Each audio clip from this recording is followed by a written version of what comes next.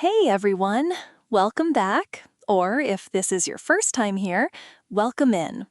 This is your small English corner in a noisy world where we slow things down, breathe a little, and practice language that actually feels usable in real life.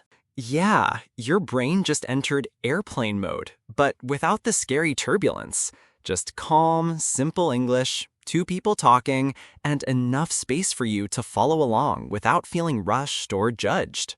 Exactly. You might be walking, working, cooking, cleaning, or just pretending to work while staring at a screen. And that is completely fine. We are not here to grade you. We are here to make English feel less heavy. Never judged. This is a judgment-free zone. Even if you were listening while looking at your computer like you understand every email in the world. If English feels messy today, good. Then we are in the right place. We have all been there.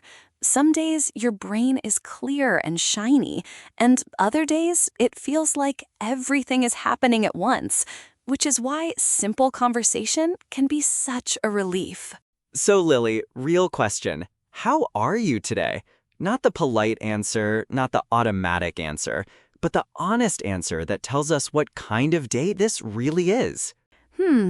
Today feels like a half-charged battery. Not empty, not full, just enough power to keep going, answer a few messages, and maybe do one helpful thing without demanding too much from myself. Oh, that is such a good image. Not empty, not full, just somewhere in the middle. Like your energy is politely waiting to be useful, but also very aware of its own limits. Yes, like 52%. Enough to live, enough to smile, enough to keep the day moving, but not enough to pretend I am ready for a marathon or a complicated meeting. Same here. My brain feels like a browser with way too many tabs open, and every tab thinks it is the most important one. I keep trying to focus, but one little sound or thought pulls me somewhere else. How many tabs do you think are open right now? Give me the honest number, not the flattering number, because those are usually very different things. Emotionally, at least 27, and one of them is playing music, but I cannot find which one, which is somehow the perfect description of my mood today. That is so specific and honestly very relatable. Sometimes life is not dramatic in a movie way. It is dramatic in a small, annoying, everyday way, like finding the sound before you can think. Exactly. And the weird part is that even when the day feels messy, we can still talk about it simply. That is one of the nicest things about English. You do not need big words to sound real. So listener, quick moment for you. In your head, finish this sentence. Today, my energy feels like maybe a battery, maybe a weather report, maybe a food, maybe something funny. Just keep it simple and honest. Maybe a cold pizza. Not glamorous, not perfect, but still completely useful if you give it a second chance. Cold pizza still has potential.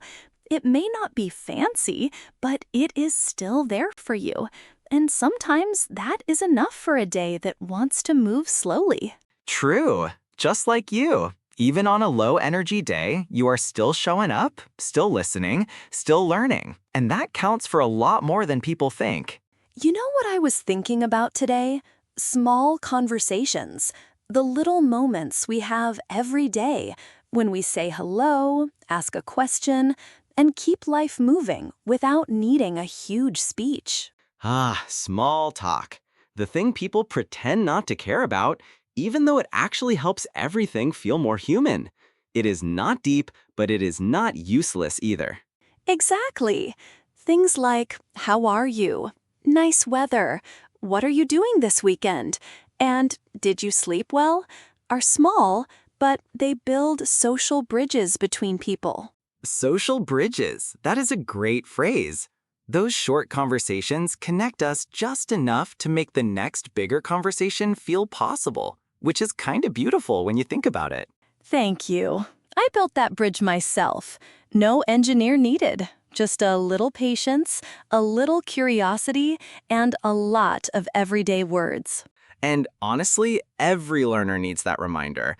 You do not need a giant vocabulary to connect with someone. You just need a clear idea, a calm tone, and the courage to start. Let's practice that now. Simple question. What did you do yesterday? Think in English first, do not rush, and do not wait for a perfect sentence, because simple is already enough. Even one sentence is perfect. I worked. I studied. I watched something. If that is all you can say right now, that is still real English and still real progress. You can also add one small detail. For example, I worked all day, I studied for an hour, or I watched a show after dinner. Tiny additions make your English feel more alive. Yes, and if you want to go one step further, you can say what you felt too. Like, I was tired after work, or I was happy to stay home, or I was busy but productive. That is a great habit. English is not only about actions, it is about feelings, routines, and little stories from ordinary life.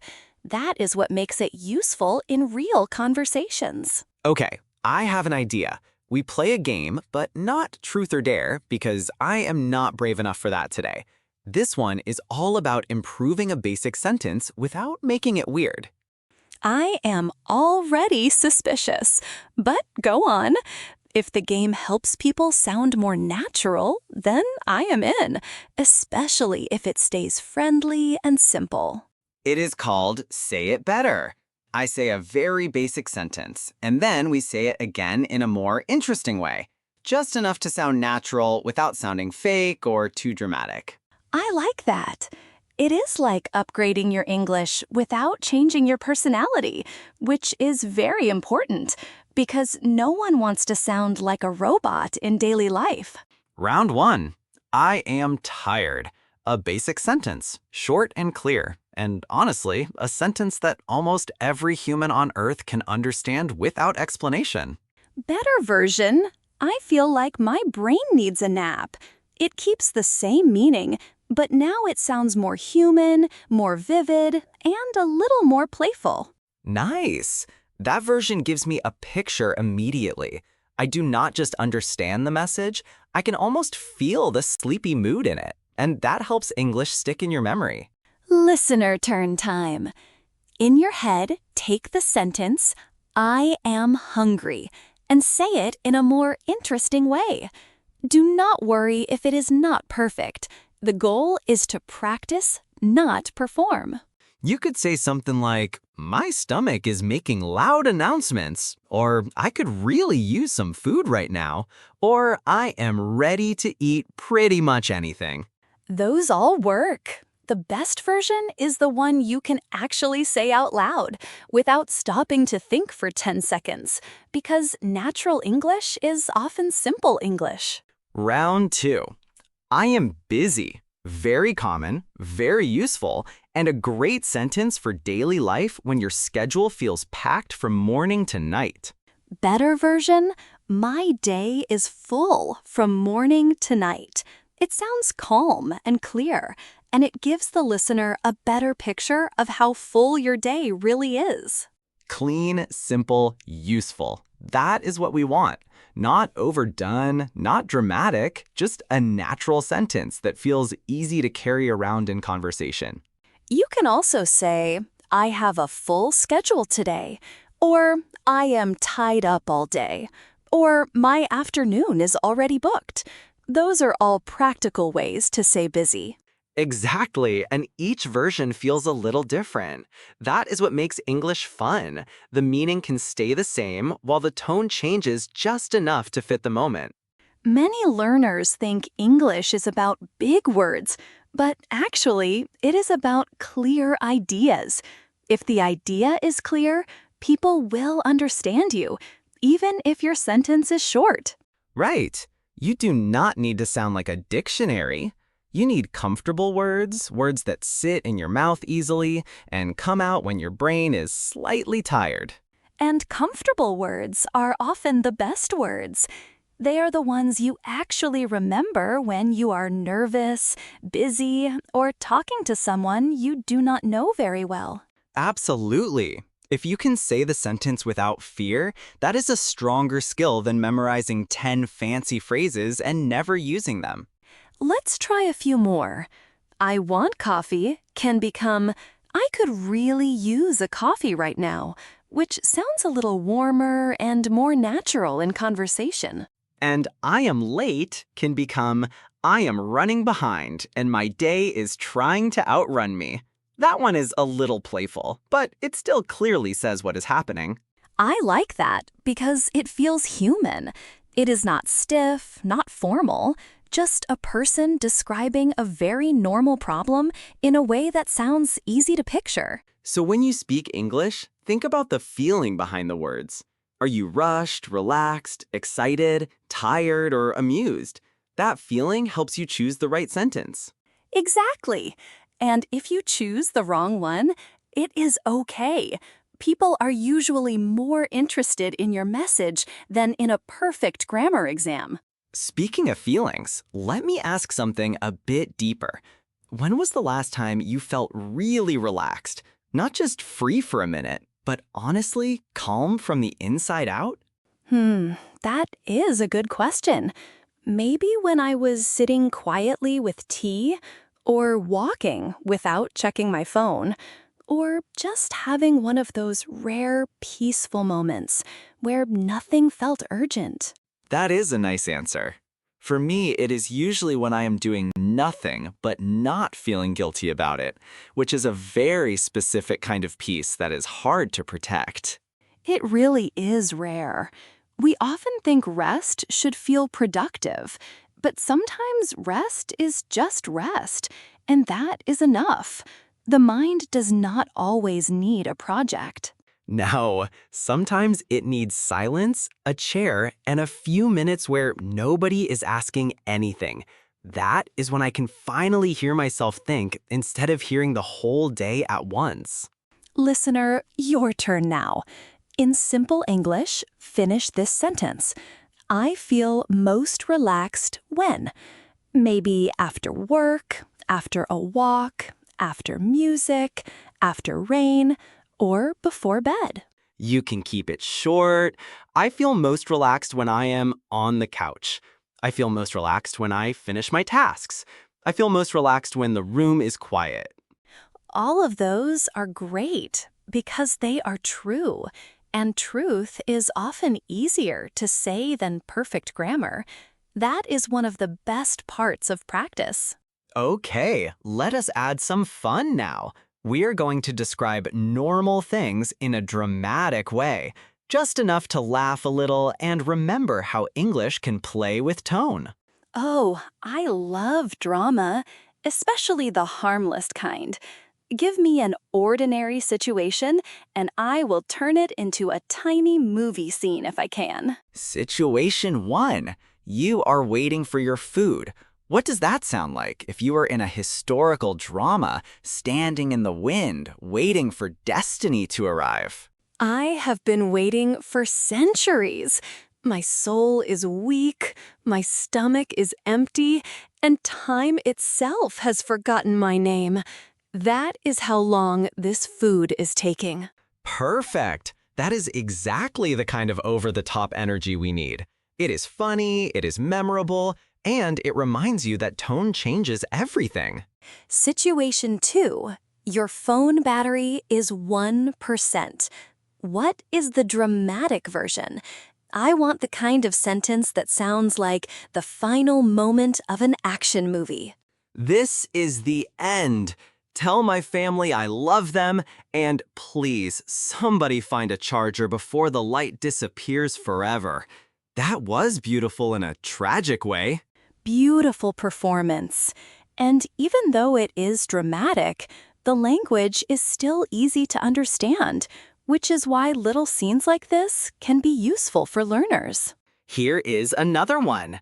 You are waiting for a reply to a message. The dramatic version could be something like, "The message has vanished into the void, and I fear it may never return." That is so funny and somehow painfully accurate. We have all had that moment where one tiny unread message starts feeling like a bigger story than it really is. Exactly.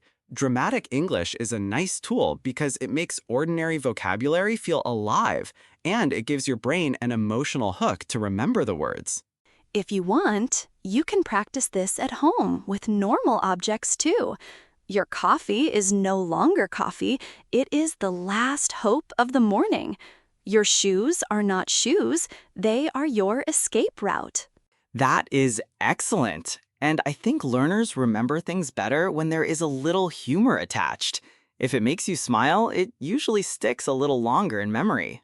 Now, let us slow down and look at a few useful phrases we have already used, because repeating them in different ways helps them stay in your head without feeling like a lesson from a textbook.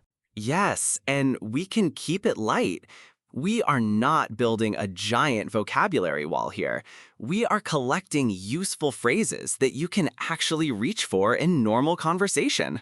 Phrase 1 is feel like. Example, I feel like my brain needs a nap. It means your emotion or condition, and it is a very common, very natural phrase. Phrase 2 is full from morning to night. That means very busy all day, maybe with work, errands, calls, or just a schedule that refuses to leave you alone for even 5 minutes. Phrase 3 is do nothing. Simple, powerful, and honestly, very underrated. Sometimes your best plan is just to do nothing for a little while and let your mind settle. Phrase 4 is in your head. That means think silently. So if you practice a sentence in your head before you say it out loud, that is still real practice. Let us add a few more examples so they feel natural. I feel like taking a break. My day is full from morning to night. I do nothing on Sundays. I rehearse the sentence in my head. Those all sound very usable. Not too formal, not too complicated, just straight to the point, which is often the smartest choice when you are speaking. And that is the point of this whole corner of English practice. Not to impress people, but to help you say what you mean without freezing or overthinking every word. If you can use a phrase tomorrow, it is a good phrase. If you can use it in a real conversation, even better. That is when learning stops being theory and starts becoming habit. Let me ask something a little deeper again. When was the last time you felt peaceful? Not just busy-free, but genuinely peaceful, like your mind finally stopped asking for more. Maybe when you turned off notifications. Maybe when you sat near a window. Maybe when you took a walk without a destination. Peace can be small, but it still matters. Yes, and sometimes peace feels strange at first because we are so used to noise. Silence can feel unfamiliar, but that does not mean it is empty. It can actually be very full. That is true. A quiet moment can hold a lot. A breath, a thought, a memory, a little bit of relief. English is useful for talking about those moments too. Listener, try this in simple English. I felt peaceful when, then add one small thing. Like, I felt peaceful when I finished work, or when I heard the rain, or when I sat alone for a minute. You do not need a perfect sentence, just a real one, or when I heard the rain, or when I sat alone for a minute. Okay, another fun one. We are going to make ordinary moments sound dramatic again, because why not? English can be playful, and play helps your mouth get comfortable with sound. Situation, waiting for a bus. What does that become if we turn it into a tiny epic scene? I want the version that sounds like destiny is running late on purpose. The wheels of destiny are still far away, the wind is cold, and I stand here with the patience of a statue and the hope of a traveler who believes the bus must come eventually. That is magnificent. Very serious, very theatrical, and still completely understandable. You could say that in plain English too, but the dramatic version makes it stick. Situation. Your laptop is about to die. Dramatic version? The screen is fading, my work is unfinished, and the final light of progress is slipping from my hands. That sounds like a movie trailer, and I love it. You can laugh at it, but you are also practicing useful words like fading, unfinished, and slipping away. Exactly. Fun is not the opposite of learning. Fun is often how learning gets into your memory without fighting you the whole time. Let us do a tiny call and response moment now. I will say the basic phrase, and you can repeat it in your head. Ready? I am tired. Now make it a little more alive. I feel like my brain needs a nap. That keeps the meaning, but now there's a clear picture and a little personality too, which makes it easier to remember. Good. Another one. I am hungry. You could say, my stomach is making loud announcements, or I could really use some food right now, or I am ready to eat anything. And another one. I am busy. Maybe I could say, my schedule is full today, or I am tied up all afternoon, or I have a packed day from start to finish. Notice how these are not complicated. They are just a bit more vivid, and that little bit of color makes them feel more like how people really talk. That is why I always encourage small upgrades instead of huge leaps.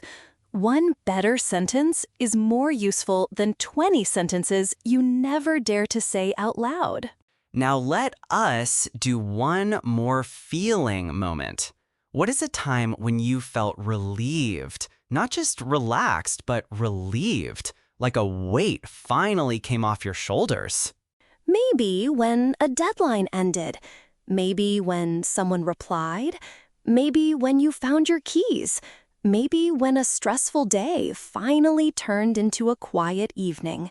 Relief can be tiny or huge. Yes, and relief has a very clear body feeling too. Shoulders go down, jaw relaxes, breathing gets easier, and suddenly the day is not pushing quite so hard. If you want to say that in English, you can keep it simple. I felt relieved when I finished my work. I felt relieved when I got home. I felt relieved when I heard the good news. Perfect! Short, honest, and easy to reuse. That is the kind of sentence that helps you feel more confident because you actually know how to say it. Let us switch to a calm mini story. Imagine you woke up and the room was quiet, the light was soft, and you had a few minutes before the day started. What would you say? You might say, the morning felt peaceful, or I had a quiet start to the day, or I sat with my coffee before everything got busy. Those are small sentences, but they carry real mood. That is the beauty of simple English. It can describe a whole atmosphere without needing advanced vocabulary. Quiet, soft, busy, peaceful, tired, relieved, ready. Those words do a lot. And once you notice them, you start hearing them everywhere. In stories, in shows, in real conversations, and in your own thoughts too, which makes practice feel less artificial. Let us return to our phrase list and make it even more natural. Feel like can also be used for guesses. I feel like this will work. I feel like it is going to rain. I feel like we are almost done. Full from morning to night can turn into my calendar is full all day, or I am booked all day, or I barely have a free minute. All of those are normal ways to say the same thing. Do nothing can sound like I just want to do nothing for a while, Or, I plan to do absolutely nothing this evening, which is a sentence many tired people can understand instantly. In your head can be used like, I practiced it in my head before speaking, or I ran the sentence through my head a few times, which is a very natural thing to say. If you repeat phrases like that in several little forms, they stop feeling like isolated examples and start feeling like tools you can carry around. Exactly. Tools, not trophies. We are not collecting fancy words just to admire them. We are building a set of phrases that help us talk in the real world. Let us do a quick listening challenge. I will say a short idea, and you can hear how it could be turned into a longer sentence. Idea 1. Tired after work. I feel tired after work, but I still want to cook dinner and relax a little. That is simple, useful, and very close to how someone might really speak at the end of the day. Idea 2. Busy morning. My morning was busy, so I had to move quickly and keep track of a lot of small things at once. That adds a bit more detail without getting complicated. Idea 3. Peaceful night. The night felt peaceful, and I finally had enough silence to think clearly and let my shoulders relax. That is very calm, very clear, very usable. Those little expansions help you move from one short phrase to a real sentence. That is often the bridge between understanding English and actually speaking it. And if you are listening while doing something else, that is okay. English practice does not always need your full attention. Sometimes it just needs repeated exposure and a friendly voice. Now, let us do a tiny imagination exercise. Imagine you're holding your phone and the battery is 1%. What do you say before it dies? Keep it short, but dramatic if you want. You might say, please do not leave me now, or this is my last moment, or somebody find the charger quickly. Those phrases are playful, but they are built from ordinary words. Imagine waiting for an answer from someone important. You could say, the message has been read, but the reply has not arrived yet, and now I am sitting here watching time move slowly. That is a very real feeling, and the sentence gives it shape. A lot of conversation is like that, naming a small feeling clearly so other people know exactly what you mean. We can even practice with weather. Today feels cloudy, today feels bright, today feels heavy, or today feels calm. Those are all simple ways to connect mood and language.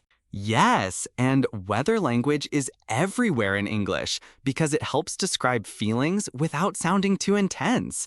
It is an easy way to start conversations and soften your point. For example, I feel a little cloudy today, or my mood is a bit gray, or the morning felt bright and fresh. These are not literal forecasts, they are little language pictures. Pictures are good. The brain remembers images faster than abstract rules, which is why a sentence about cold pizza or a browser with too many tabs can stay with you longer than a list of definitions. Speaking of tabs, let us return to that image for a second. If your mind has too many tabs open, what helps close them?